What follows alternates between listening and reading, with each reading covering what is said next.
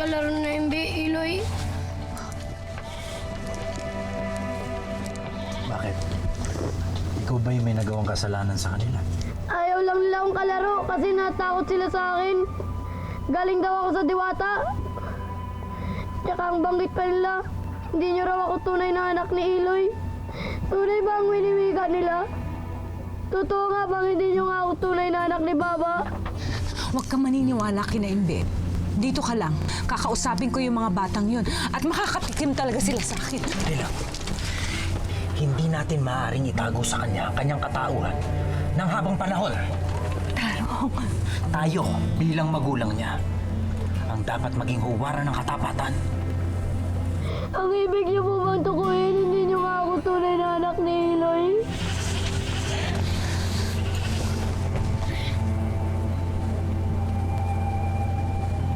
Malaya. Totoo ang sinasabi ng mga kalaro mo. Kinupkup ka namin mula nung ikaw ay sanggol pa lamang.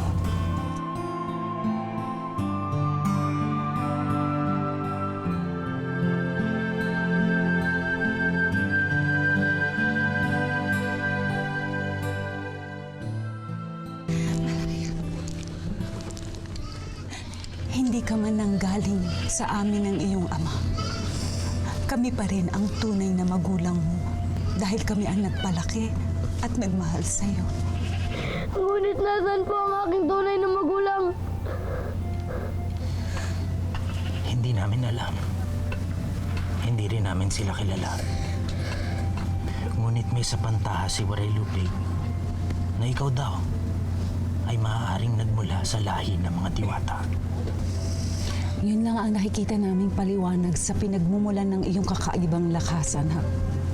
Na marahil ay mula ka sa angkan ng mga Diwata.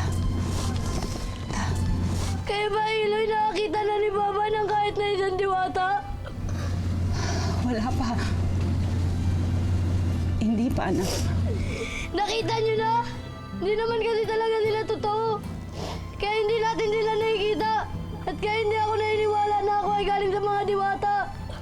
Malaya, hindi ka dapat nagsasalita ng kalapastanganan ukol sa mga Diwata. Tarong, huwag mo siyang pagagalitan. Mabuti nang hindi siya naniniwala na galing siya sa mga Diwata. Dahil hindi siya talaga galing sa kanila. Si Malaya ay galing sa akin. Tarong, dito. Anak, dito ka nang galing. Dito sa akin.